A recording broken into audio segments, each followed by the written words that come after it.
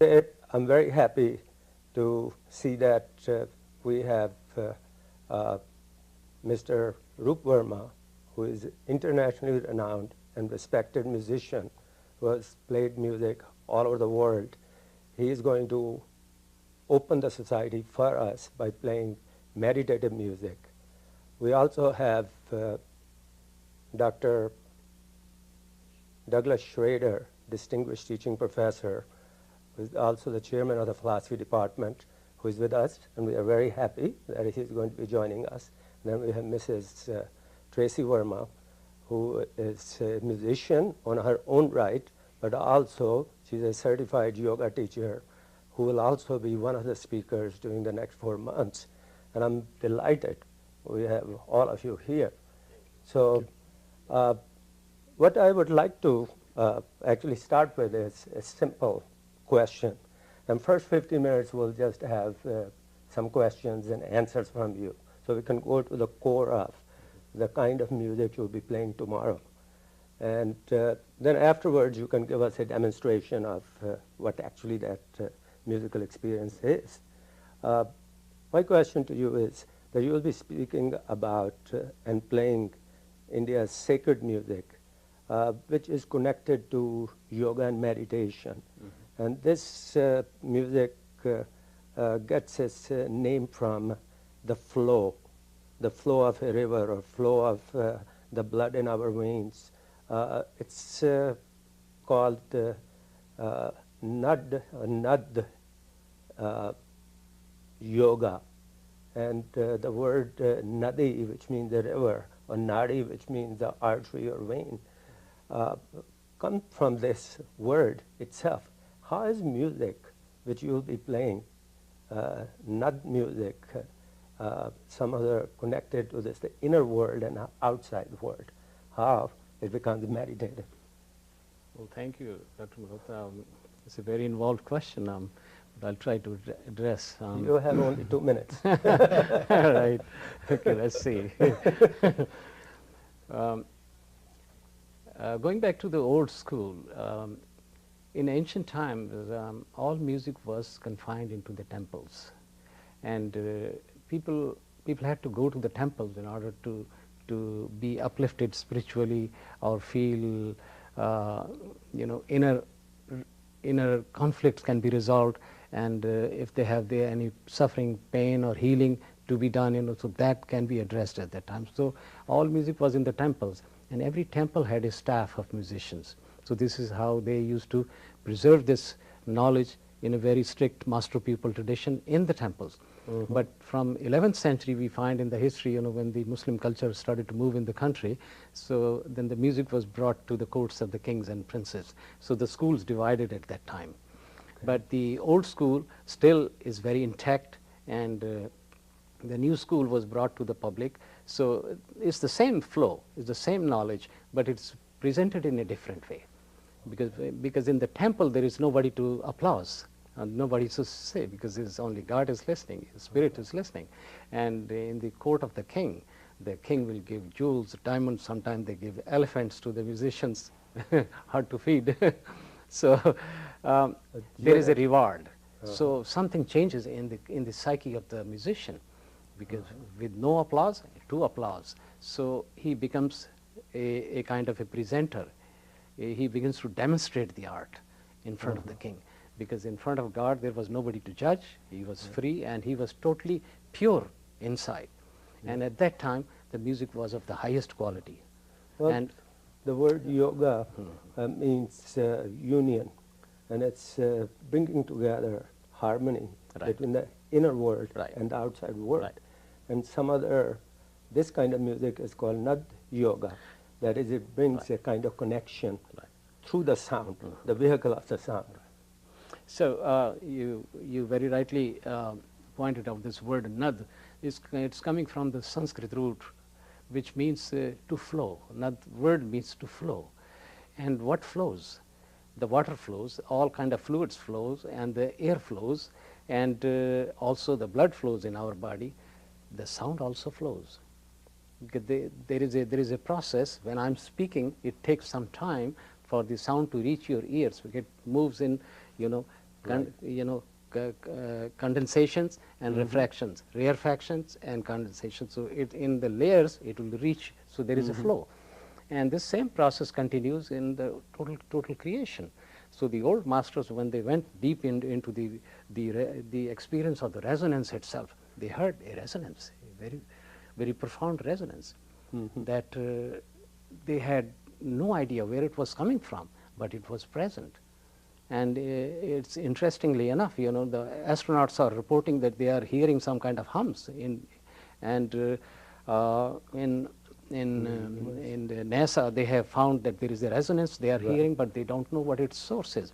So the old masters heard similar sound, and so when they started to access the sound from that level and use it as a tool for spiritual evolution and spiritual unfoldment, they found it was a very powerful tool. So this was the beginning of all our sacred music. And in the time of the Vedas, in the time of Rig Veda especially, they used to recite all the verses on one note, single note. Then by the time the second Veda came, the third Veda, Rig, Yajur, Sam, when Sama Veda came, at that time they had discovered 3 notes. 3 notes. And that period is called, very interestingly, Saman period. So, and those 3 notes are, it's amazing how those 3 notes correspond to today's music. And out of those 3 notes, they made a series of progressions in the ascending order and in descending order. So they invented all this whole scale. So in Indian music, what we did, what the old masters did, they used the same process of the progression of the 5th and progression of the 4th in forward movement and backward movement. So they discovered more sounds. So will you be showing that to us? That's a scientific process, but I will perform and people can feel it, because it is something that goes beyond our intellect. Because music is that tool which should take you beyond your intellect, because as long as we are in intellect, we are confined to this world of matter. And the purpose of yoga is, and meditation is, to take us beyond this physical experience of this matter that we live in, because all the time we are confined in this world of senses and sensory mechanism. So when we can transcend even for a moment, that's a big relief.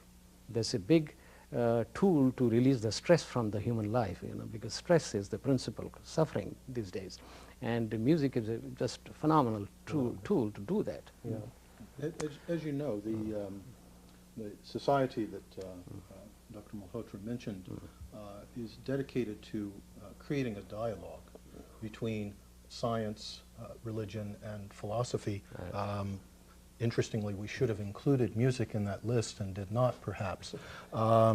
It is instructive that in our first few minutes of conversation here, you've talked both about the secularization of music, of how music used to be more tightly tied to spiritual practices than it is for many people today, and also about the scientific study of sound production, and so on.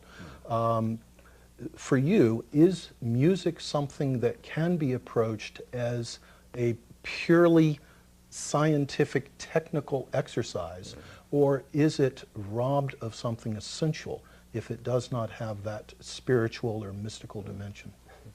Very good. Thank you very much. Now this is the topic which I could talk to the scientists. This is a subject which relates to the physics of music. And in the Western world, in the early part of the 19th century, 20th century, there was a Dr. Helmholtz. Perhaps you are familiar with this. He has done tremendous work in the field of sound vibrations. He was German, and Dr. Helmholtz, and the book is called Sensations of Tone. It's a classic. It's a classic. And he has gone into such a detail that the technique, how to perceive the sound and how to understand its interaction with other sounds is an art in itself. It's a science itself.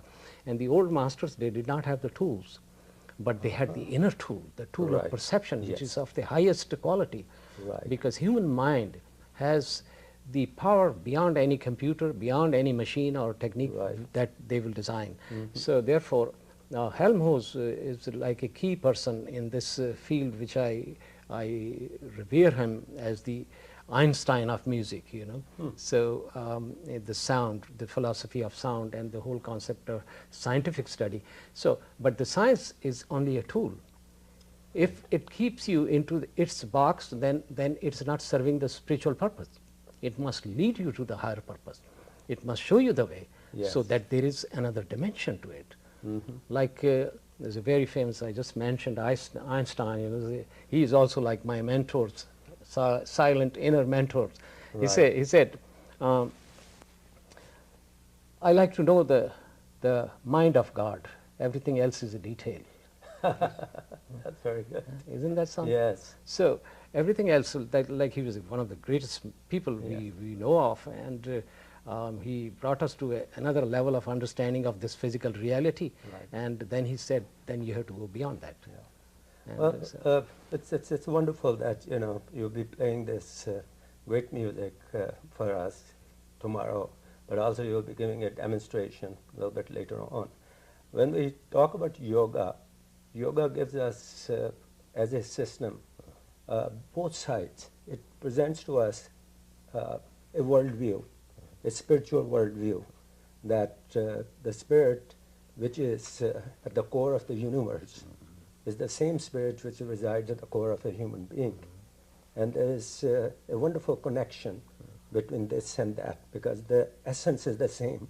And yoga gives us that perspective, but at the same time, it gives us a scientific technique, a step-by-step procedure, 8 steps, which cater to the perfection of the body through physical exercises, perfection and control of emotions and heart through breathing exercises. And along with it, it offers us meditation exercises to control the mind. And once all these 3 parts of a human being are perfected, and they're in a harmony, functioning as a tool, then that inner spirit, which is similar to and identical with the spirit of the universe, flows out through every action, every emotion, every thought, every image which goes through your mind. So we call such a person who has perfected art of yoga, we call such a person not only a person who has become a yogi, a master, such a person becomes whole, and we also call such a person holy. So there you have a connection between science, art, and religion. And what you are going to be performing for us, that's going to take us in that direction. That through music, you're going to connect these 2 worlds. And that's what I understand you will be doing for us. Yes, you know, my training has been in both schools, the ancient school, the sacred music school, and also because I was trained as a concert sitarist, but my background is also in the sacred music. Yes. Because I had the fortune of having 2 different types of teacher. They're not contradicting to anyone, but at the same time they tried to teach me the essence of music, so that the idea should not be, your music should not confuse people. It should bring them beyond their confines of life, so that they can experience the universality of life. That we are all, no matter what faith we grow up with, what we do, but we are still intertwined, interconnected with one another, and that interconnectedness is just like tuning a musical instrument. And so they should be in tune in order to be able to relate with each other or communicate with it.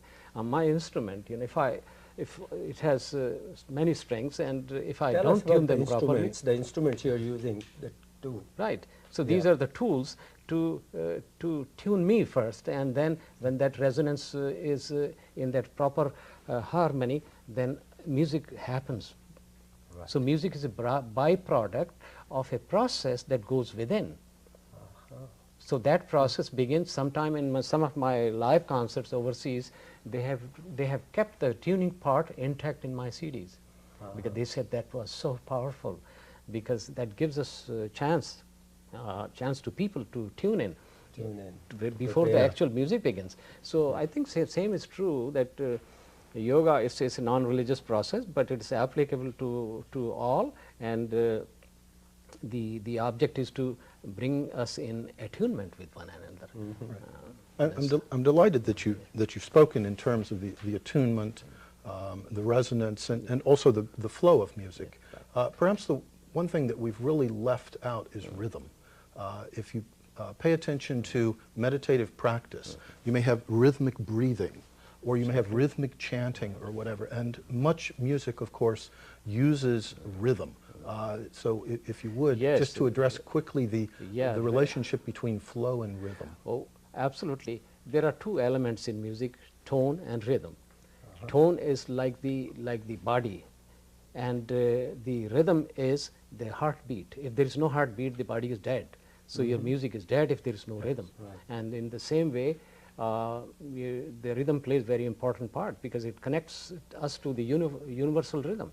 Because there is nothing out of rhythm in this universe. Everything is, heart is beating, and the stars and the solar systems are moving in a certain rhythm. So we are connecting and going closer to that rhythm. So perhaps I can give a whole talk on the rhythm sometime. Well, I think you will have an opportunity. Actually, I Yes. used to teach at Gurdjieff Center, only rhythms. Gurdjieff Gurdjieff Center. Center, yeah. Oh. In Rochester, only rhythms. Only And rhythms. what is the significance of rhythm? Because he has done tremendous research on how rhythm connects us to the universal experience. That's wonderful. Would you like to ask a question or comment on some of his training? And you have lived with him all these wonderful years. I have, and Yes. I always reflect back on my first experience of his sound, Yes. which for me I had been brought up in the Western musical tradition, and I had participated in vocal and piano. And when I experienced his music for the first time, it was so totally transforming for me. It really was. It just automatically and naturally created that experience in me where I felt my body literally dissolve and just melt into the atmosphere around. And so the skin seemed to fade away, because in terms of vibration, you connect with the atmosphere around you when you go into that deep meditative space. And that's what his music automatically brought for me, which was an amazing experience for me. I had never experienced that with music before. So he has such a gift to create this very profound impact on people who are open and ready to move into that deeper dimension of the music. Well, this is great. I think it's very nice of you, Mr. Verma, that you will be giving your musical performance very soon. And it's very nice of you to find time to come and join us. I know that you had to go away on your wonderful concert tour of Europe. Yes, And we're very lucky to have you here in Thank you, Oneonta to thank you. inaugurate our society. It's pleasure. What we are going to do is we are going to come back immediately after this break. Well, thank you for having us here. Here we are going to perform on these two instruments. This is a sitar, and what she is playing is called a tambura. It's a drone instrument, and this is the tonal instrument which will give the music, the melodic aspect of the music. This instrument has undergone a lot of changes from its earlier times. In ancient India, we had an instrument called veena, and there were 28 different types of veenas to bring out different aspects of emotions and experiences to the people. And this was inspired from one of the veenas in the 15th century. So it started with 3 strings, and it was named as sehtar. Seh means 3 and tar means strings. So it has evolved into this 22 stringed instrument now, and one of the most phenomenal parts of this instrument is the sympathetic resonance that happens. We were talking earlier about the resonance. Now there are strings on the upper bridge and there are strings on the lower bridge. The lower bridge strings are not plucked. The resonance, they resonate because of the sympathetic resonance. So whichever note is being played, they resonate behind it. So although sitar is a plucked instrument, but between each pluck there is a continuity of tone. There is a flow of tone. And so therefore this instrument is very unique to tune our minds and bodies from that level of just physical experience into transcendental experience, into another level of that we are another reality. This sound is one reality, and this matter is one reality, then there is something higher than that. So it entices you to enter into a deeper part of yourself. So therefore I like this instrument very much, and so I like to play something for you. And music, as we were talking earlier, has two different dimensions. The old music is of course meant for only purely meditative experience, and the new music, which was not so new, from 11th century, so that music is for entertainment. However, they have the same mother and they come from the same roots, so one can experience the same meditative quality whether they are in concert hall or they are sitting in a temple. So I am actually not sure what is it, a temple or is it a concert hall, but we'll do something and let's see what comes out.